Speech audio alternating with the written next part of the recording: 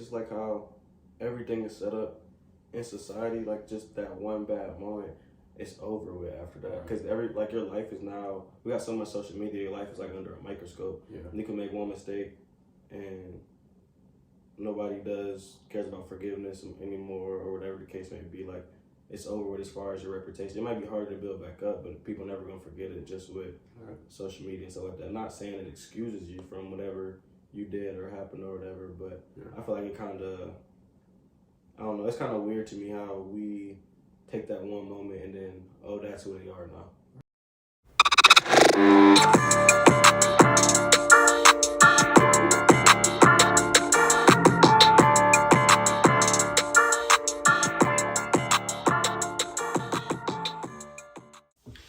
What's good, everybody? It's your host, Brian Pernell. I'm back here with the 3Sixty5Podcast. Today I got my boy, Will Linkhart. What's going on, guys? Appreciate you for having me. No, I'm glad having you on the show, man. Will Linkhart from Dayton, Ohio, plays receiver here at Tiffin.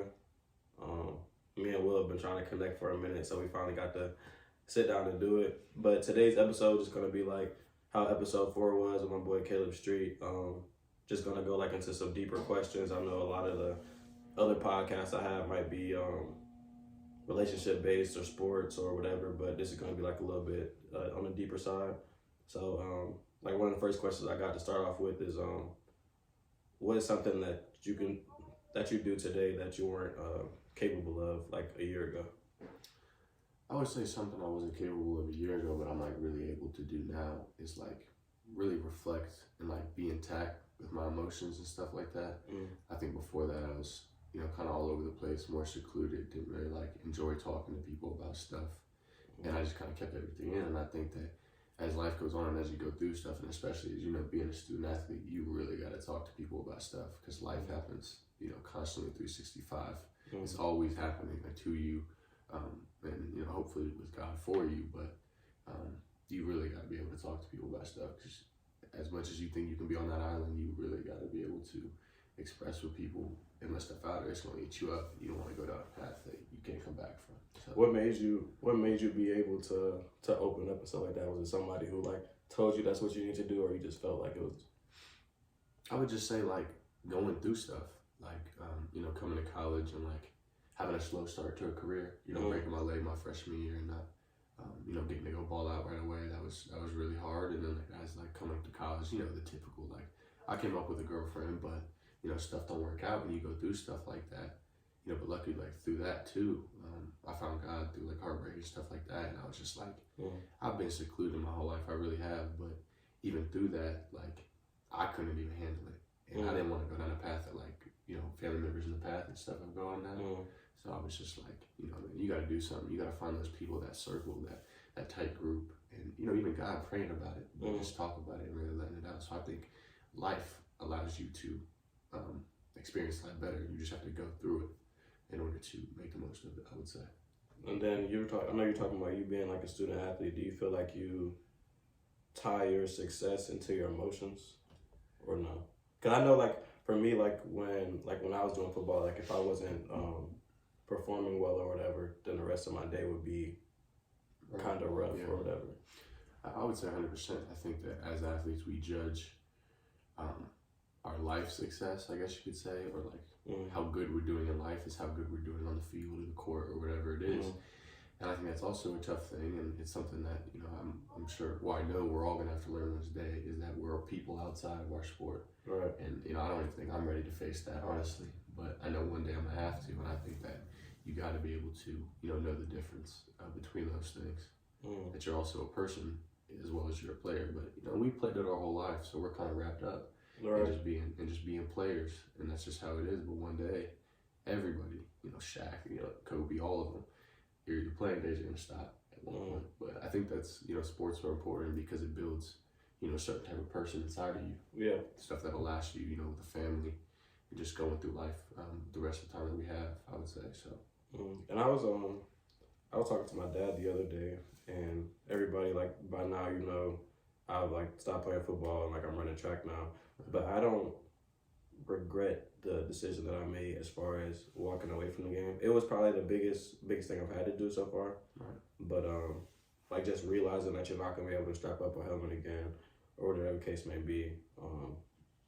It was like a eye opener because like in that moment it's like dang, like now I'm really not a football player anymore, and that's what I used to kind of tie myself into. But and then to hop onto the next thing, what do you consider a wasted life?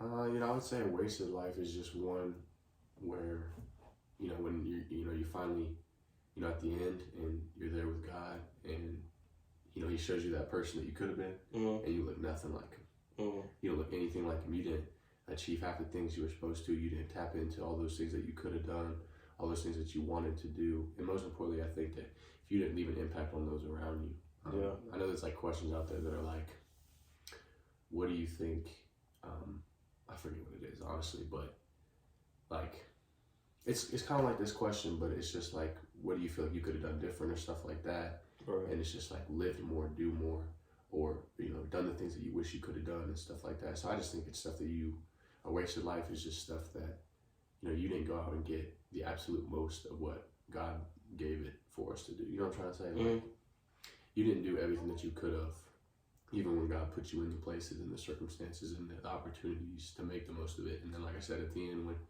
he's got that person right there when you're, in heaven with him, hopefully, and you have nothing like him. Yeah. So I would just say, leaving an impact on this world, the time that we have. That's what I was going to say, though, especially with, like how you're saying you're not finding your true self, like who you were supposed to be.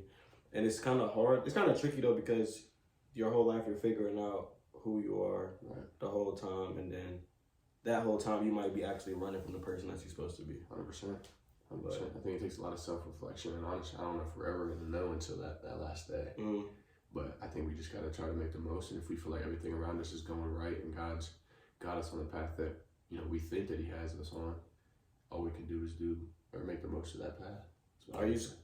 Would you say that you're scared to death?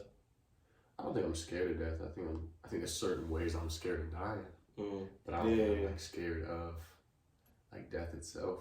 I mean, how could you be scared of going to be with him? You know what I'm saying? No, that's dope, bro. I think that's a mature way of thinking. I think a lot of people, when you don't, probably when you're not living right, that's when you're scared of death. Yeah. It's a difference between when you know you doing what you're supposed to be doing and you're not living any kind of way. I feel like you're not really scared of death. But like you said, scared of dying a certain way or... Some crazy ways to die. You don't want to die in certain ways, I would say. But I mean, you live your whole life. You accomplish what you want to. You make not only, I would say wealth for you, but wealth for the generations to come. Because that's what it's about. It's not. Everybody says that. Conor McGregor says that. Making. I want there to be,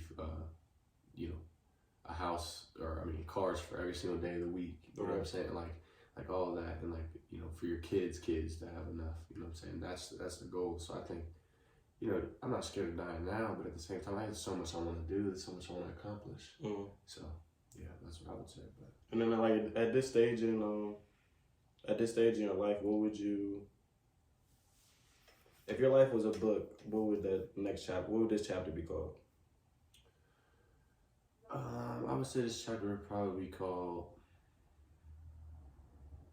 "Time to Make It Happen," or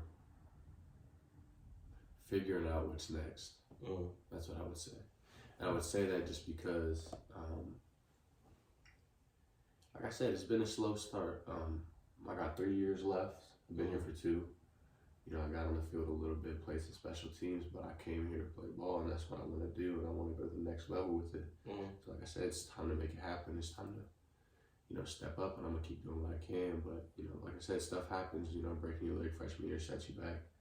But you just got to keep working, is what I would say. When you said making things happen, so is that just strictly just like in life or just football, would you say?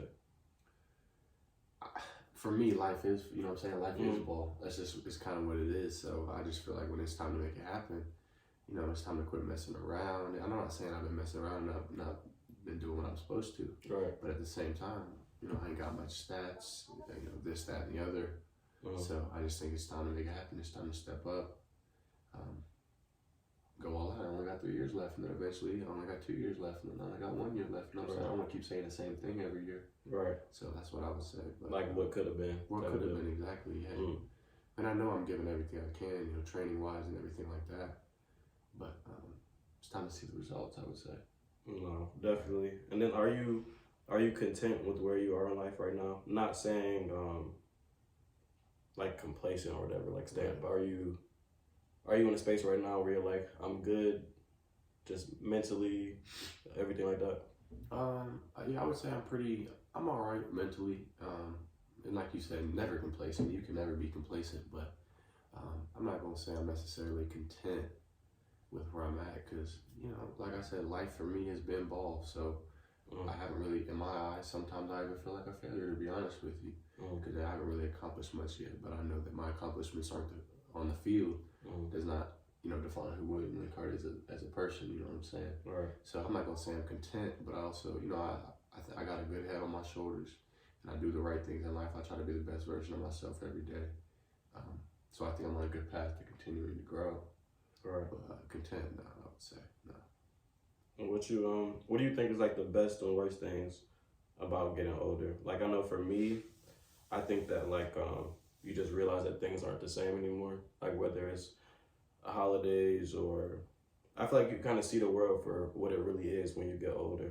100%. Not saying like the world is a terrible place, but when you're younger, everything is all fairy tales and whatever. When you get older, you see the people who they really are, whether it's friends and family or whatever. Like what do you think is the best and worst thing about getting older? Right. Yeah. I mean, just like Rocky said, we're only all sunshine and rainbows. You know what I'm saying? I mean, it's a fact. As kids, it is hidden from us, from our parents. Hopefully, you know what I'm saying? Because that's what being a kid is all about, enjoying life. But you know, you grow up, you got priorities, you got things you got to accomplish. I mean, being in college, you know how it is. We got freedom, right? But also, you got to take care of yourself. There's no one there taking care, you know, of you. So I would just say about getting older, you just realize how deep life really is. There's so many different aspects to life, and there's so many, you know, life's always happening, always evolving around you, and there's so much to figure out, there's so much to do, and you got to go accomplish it, or you're going to end up living in your parents' house till you're 40, you know what I'm saying? So there's just so much to do, and I think just as you grow up, you look back on things and you see like the deeper meanings of like shows, or the deeper meanings of holidays, like you said, deeper meanings of friendships, and you realize like, you know, the typical thing, like how many people you still talk to from high school? Solid amount. A solid amount? Yeah, I would say like I think my experience with friendships from high school is different than everybody else. Like me, like right now, like I'm rolling with my buddy Mike, one of my best friends from like growing up together, and so like we all keep in touch. Like, but it's only like five or six of us that keep in touch every day. I'm not saying like a huge friend group, right? But yeah, it's a little different. Yeah, no, I see that. I would say about the same, about 5 or 6. You know, of the vast majority. You know what I'm saying? But it's just a lot of associates. So it's just like as you realize, you know, life is happening. Everybody's going their different ways. It's really about, like you said, and he was talking about, you know. Equipment died on me for the first time, so apologize for that. But just jumping on to the next thing, what's one thing that people always get wrong about you? I know we were just talking about this off camera, but dive into that for a quick second. Being nonchalant, that's exactly what it is. You know, being in the caf, or just being around class, or being around the campus, or in general, just walking around and, you know, having headphones in, blank face, monotone talk. You know what I'm saying? Everybody, it's like the typical thing. Everybody always says, "Oh, you just look like you don't care about nothing, or you don't want nobody to talk to you, or you're not very friendly, this, that, and the other." And it's just like, it's not that at all. I'm just doing me. And if you love to, you know, say something to me or something like that, I'm a very nice person. I definitely talk to you back, you know what I'm saying? But I'm just, you know, just people always say that, you know, you just look like you do not want to be bothered, you're nonchalant, you know, just like that, I would say. So I think for me, I'm super nonchalant, and I talk kind of monotone, but I'm getting better at that. I try to be more open to people, like how not necessarily making new friends, but being friendlier. Yeah. Just because I don't want to seem so closed off from everybody, if that makes sense. Definitely. But for you, when was the time that you were struggling and nobody knew? I would say definitely, you know, that time, you know, first coming up in college, when I first broke my leg, you know, it was really hard because the whole thing was to come up, you know, play, and, you know, start off my career quick. It was a really hard time for me, and at the same time, going through that heartbreak when I first came up in college, that definitely hurt a lot and set me back. And honestly, I was talking to coaches and stuff like that. Like that was what I was talking about earlier. Was like really opening up and talking to people because you really need to. And the coaches here were honestly really supportive about everything and just like talking about stuff. But not only that, like not to make it all sad and stuff like that, but like all the time, honestly, like financially, mentally, life happens a lot, and you're always thinking about things. And I have a great family. I'm not knocking any of that, but at the same time, we struggle in silence a lot. You know what I'm saying? So I would just say, really all the time. But I think that it's also built, that level of kind of connection with my own emotions to know that like life's gonna happen, but you just gotta keep going. And I really understand that. I understand that life happens a lot, and usually, people will, get in those seasons of like depression and stuff like that. But I don't really find myself getting into those. I just like kind of face it like, okay, this is what's going on. This is what we're gonna do about it. It's like I refuse to to just fail. I refuse to just fall. And I'm not saying people are failing when they let their mind or whatever take the best of them, because it happens. But just trying my best not to let that happen.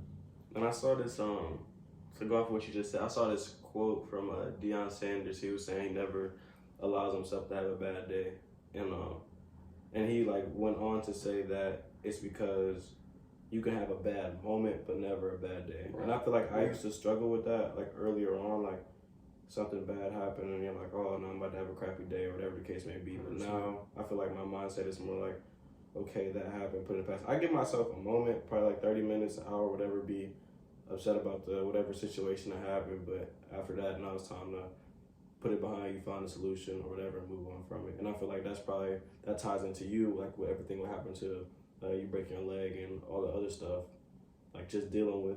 I feel like the way that you deal with frustration or the bad things kind of sets you up for the road that you're going on in life, because you can't really if you let every little thing dictate your days, you're gonna have a crappy day every day, because something bad is always gonna happen. 100%.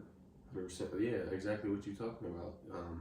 I forget who said it, probably the same person, honestly, but he was like, did you really have a bad day, or did you just have, a couple bad moments or a bad moment? Right. One moment, just like I say in like your life, like one moment or one mistake doesn't define who you are. It's the same thing. Did you really have a bad day, or did you just have one thing that went wrong, and you're thinking about it so much, you're just gonna let it ruin the rest of your day. You're just gonna let it cloud your mind and think that you didn't accomplish anything today. You know what I'm saying? So. And then to go off of that, like I feel like nowadays, just like how everything is set up in society, like just that one bad moment, it's over with after that. Because your life is now, we got so much social media, your life is like under a microscope. Yeah. And you can make one mistake and nobody cares about forgiveness anymore, or whatever the case may be. Like it's over with as far as your reputation. It might be harder to build back up, but people never gonna forget it just with social media and stuff like that. I'm not saying it excuses you from whatever you did or happened or whatever, but I feel like it kind of, I don't know, it's kind of weird to me how we take that one moment and then, oh, that's who they are now. Right. 100%. I would just say, like, as humans, I think for us to say that, this person did this one thing, and obviously there's things, like we said, there's things that, some people can't come back from, but I think as humans to judge another person off of one mistake and say that their life is over, their life's done with, or they're not getting this, that, and the other is ridiculous to say, because we're all sinners. I think we would all want grace at the end of the day. You know what I'm saying? So if we say that, it's definitely going to be reciprocated to us, and we don't want that. No. So. If you were to, if you knew that in 1 year that you would die suddenly, what would you change about the way that you live the way that you're living now, and why? If you were to change it. Okay. I would say I don't think there's much I would change. A big thing for me in my life that happened was Kobe Bryant's death. So when Kobe Bryant died, I'm not gonna say I was a huge fan of Kobe Bryant. I was really big into motivation, as you know, mentality and everything like that. It's huge. I'm not gonna act like I was a huge Kobe Bryant fan when he was here and he was playing. But when he died, it really showed me that like life can happen. Life's happening to everyone. No matter how great you are, no matter what you've accomplished, life happens, and it's really tragic what happened to him and his daughter and all those people in that helicopter. But when that happened, immediately it was like, okay, life is short, man. Like that was like my turning moment. That's really what was like, you gotta let these people know, man, that you love them. So ever since then, I text my family and let them know that I love them every single day. So that's one thing that I know, like, a lot of people don't do with family and friends, is they don't let them know. They wish they would have reached out more. You know, a lot of people say that when people die. Like, I wish I would have reached out more. I wish I would have done this, that, and the other. But that's one thing that I can say I don't struggle with. I let them know every single day that I love them, I care about them, and I'm here for them. So I'm not gonna change that. What I would say that I would do if I knew that I was gonna die suddenly was just to go do the things that I want to do. And I honestly don't know. I don't really think I have a lot of things on my bucket list. But there's a lot of things to do. Maybe go see some places, go to Hawaii, you know, stuff like that. I think I would just do that stuff. I would live my life, you know, as best as like to its fullest possibility, you know, within that year, I would say. But I'm not going to change about it because I give my family and my friends everything every single day. So I don't know if I would agree with life being short. I know that's like a common phrase. Maybe I feel like life is long though. You feel like life's long? In a sense that, like, think about all the days that you have on Earth, and imagine if somebody was like, all right, you got this many days to spend inside the cell. You'd be like, dang, that's a long time or whatever. I feel like we have so many days to get right, to do it again. It might not be as many days as the next person, but I feel like we have a good amount of time. I don't know. It's 50-50 for me. 'Cause at the same time, you spend a lot of your life sleeping. I think there's some percentages or whatever, like how much you spend of your life sleeping, and whatever the case may be. But I think life is what you make it at the end of the day. It might not be as long as the next person's, but you never know where you're gonna go, so you get on your stuff and do what you're supposed to do. Right. Yeah, I definitely agree with you on that. I would say I'm gonna change like what I was saying a little bit, just because my definition of, you know, life is short is not necessary, and I agree with you on the fact of, like, you have a lot of days to do things. I think that's 100% fact. When I say life is short, I'm saying think about all the times that I don't know what you've experienced in life with your family, but people were there one day, and in a couple hours, a couple minutes, you know what I'm saying, the next day, they weren't. That's what I mean by life is short. Okay. You know what I'm saying? How quickly things can change and things, you know, do a full 360. That's why I mean by life is short. Not necessarily that we don't have a lot of time to do things. We got 24 hours in a day. You know what I'm saying? I think we have a lot of time to do things, but I think that things can go from, you know, this way to one way, to positive to negative, good to bad, so fast. That's what I mean by life is short. Okay, I got you. But yeah, like and that's my thing about even with life in general. Like, you have the same 24 hours as somebody else. You got the same whatever. You might not have the same leg up on them, or you might have been born in a different financial circumstance, whatever the case may be. But at the end of the day, you still got the same 24 to get done whatever you need to get done. Right. But that's it for this podcast. Appreciate you for coming on the show. So appreciate you. Make sure y'all stay tuned next week. We out. Peace. We made this shit.